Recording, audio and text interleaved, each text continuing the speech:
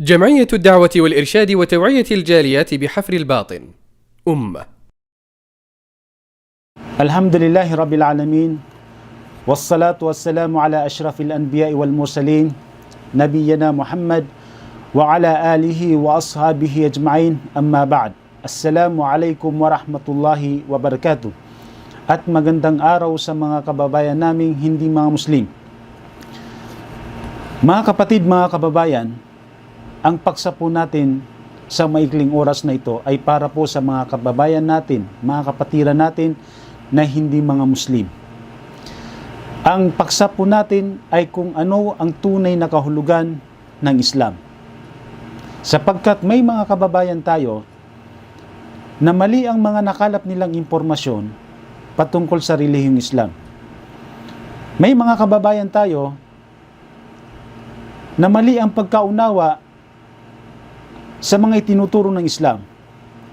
May mga kababayan tayo na galit at kinamumuhian ang relihiyong Islam at ang mga Muslim. Kaya nais namin ipaliwanag kung ano ang tamang tunay, kung ano ang tunay ng kahulugan ng Islam. Nang sa gayon ay maging malinaw sa mga kapatid nating hindi Muslim na nagnanais na malaman nila kung ano ang tunay na kahulugan ng Islam. Mga kapatid, ang Islam ay hindi hinango sa isang pangalan ng tao o pangalan ng bagay o pangalan ng tribo. Ang Islam ay hindi katulad ng mga relihiyon sa panahon natin ngayon na kung saan ito ay hinango nila sa pangalan ng tao at pangalan ng tribo. Katulad halimbawa, ang relihiyon na tinatawag natin na Budismo, ang Budismo ay hinango ito sa pangalan ni Buddha na isang tao. Ganon din ang tinatawag na Hinduismo. Ang Hinduismo ay hinango sa tribo na Hindu. Pero ang Islam, mga kapatid, ang Islam ay hinango ito sa wikang Arabic na katagang salam, na ibig sabihin ay kapayapaan. So isa sa mga kahulugan ng Islam ay nangangahulugan siya ng kapayapaan. Kaya mapapansin nyo, mga kapatid, ang mga Muslim sa tuwing sila ay nagkikita-kita ay nagbabatian sila ng kapayapaan. Ito yung pagsabi nila ng Assalamu alaikum at sumasagot naman yung binati ng Wa alaikumussalam. Ito ay nangangahulugan na nagpapalitan sila ng pagbati ng kapayapaan. Kaya mga kapatid, sa malawak nitong kahulugan, malawak na kahulugan ng Islam ay ang pagsunod, pagsuko, pagtalima sa kalooban ng Diyos. Ulitin ko, ang kahulugan ng Islam ay ang pagsunod, pagsuko, pagtalima sa kalooban ng Diyos. Yan ang tunay na kahulugan ng Islam. Ang Islam din, mga kapatid, ay nagmula mismo sa Diyos na tagapaglikha na siya ang nagbigay ng pangalang Islam. Hindi ang tao, hindi sinuman, hindi ang mga propeta ang nagbigay ng pangalan o katagang Islam. Dahil ang Islam ay nagmula ito mismo sa dakilang tagapaglikha na siyang nagbigay ng relihiyon at pangalan ng Islam. Ito ay binanggit ng Allah subhanahu wa ta'ala sa Quran. Sinabi niya, Inna ad-dina 'indallahi al-Islam. Inna ad-dina 'indallahi al-Islam. Sinabi ng Allah subhanahu wa ta'ala, ang katanggap-tanggap na relihiyon para sa Allah subhanahu wa ta'ala ay ang Islam. So dito mapapansin natin, mga kapatid, ang Islam ay binanggit niya bilang isang relihiyon. Siya mismo ang nagbigay ng pangalan ng Islam na relihiyon. Pangalawa, binanggit niya dito na wala siyang tatanggapin na ibang relihiyon maliban na lamang sa Islam.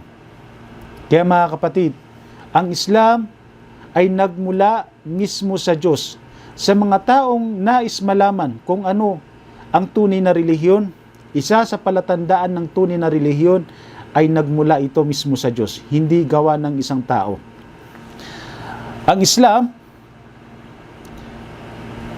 ay nangangahulugan ng pagsunod, pagsuko, pagtalima sa kalooban ng Diyos. At sino man ang maghangad ng ibang relihiyon maliban sa Islam, ay darating siya sa kabilang buhay na kasama sa mga talunan. Ito ay binanggit ng Allah subhanahu wa ta'ala sa Quran. Sinabi niya, وَمَنْ يَبْتَغِي غَيْرَ الْإِسْلَامِ دِينًا فَلَنْ يُقْبَلَ مِنْهُ وَهُوَ فِي الْآخِرَةِ مِنَ الْخَاسِرِينَ. Sinabi ng Allah subhanahu wa ta'ala, ang sino man ang maghangad ng ibang relihiyon maliban sa Islam, siya ay darating sa kabilang buhay na kasama sa mga talunan. Kaya mga kapatid, mga kababayan, ang Islam ay para ito sa lahat ng tao. Hindi para lang sa mga Arabo. Katulad ng sinasabi ng iba, ng Islam daw ay para lang ito sa mga Arabo o di kaya para lang sa mga taga Middle East. Ito po ay mali. Lagi po naming naririnig ang mga ganitong salita. Ang tama ay ang Islam ay para po ito sa lahat ng mga tao. Hindi lang partikular sa mga Arabo dahil nagmula ito kay Propeta Muhammad sallallahu alaihi wasallam. Ang mga naunang propeta kay Propeta Muhammad, lahat sila ay ang relihiyon nila ay ang Islam. Iyan ay binanggit ng Allah subhanahu wa ta'ala sa Quran. Sinabi ng Allah subhanahu wa ta'ala sa Quran, "Syara'a lakum minad dini ma wassa bihi Nuha walladhi awhayna ilayk wa ma wassayna bihi Ibrahim wa Musa wa Isa an aqimud dina wa la tatafarraqu fi." Sinabi ng Allah subhanahu wa ta'ala sa Quran, ipinag-utos ng Allah sa inyo mula sa batas ng Islam na kanyang ipinahayag sa iyo, O Muhammad, na katulad ng ipinahayag niya kay Noah, kay Abraham, kay Moises, at kay Jesus, wa an aqimud dina wa la tatafarraqu fi. At itayo nyo, sabi ng Allah subhanahu wa ta'ala, ang din o ang relihiyong Islam, at huwag kayong magkakawatak-watak. Nangangahulugan na ang mga propeta, lahat sila ay iisa lamang ang kanilang relihiyon. Ito ang Islam. Ito ang pagsunod, pagsuko, pagtalima sa kalooban ng Diyos. Ulitin ko, ang Islam ay ang pagsunod, pagsuko, pagtalima sa kalooban ng Diyos. Mga kapatid, ang kinalulugdan lang din ng Diyos na tagapaglikha na relihiyon ng mga tao ay ang Islam. Binanggit ng Allah subhanahu wa ta'ala sa Quran, "Al-yawma akmaltu lakum dinakum wa atmamtu alaykum ni'mati wa raditu lakum al-Islam dina."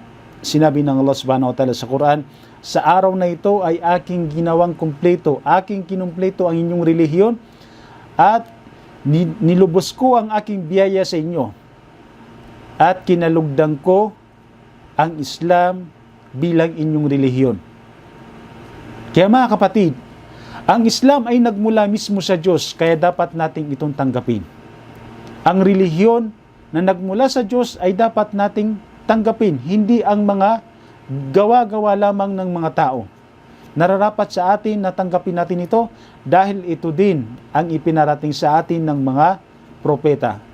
Ang mga propeta, ang pangunahing itinuturo nila sa mga tao ay makilala ang tunay na Diyos at sambahin ang nag-iisang Diyos. Yan po ang pangunahin na itinuturo ng Islam. Ang Islam ay ang pagsunod, pagsuko, pagtalima sa kalooban ng Diyos. Kaya nararapat sa atin na tanggapin natin kung ano ang ipinarating sa atin ng Diyos, kung ano ang ibinigay sa atin ng Diyos. Naway mapulutan ito ng kunting kaalaman ng ating mga kababayan na hindi mga Muslim, nang sa ganun ay maging malinaw sa kanila kung ano ang tunay na kahulugan ng Islam. Hanggang dito na lamang. Wa sallallahu ala nabiyyana wa ala alihi wa ashabihi ajma'in. Wa akhiru da'wana anil hamdulillahi rabbil alamin.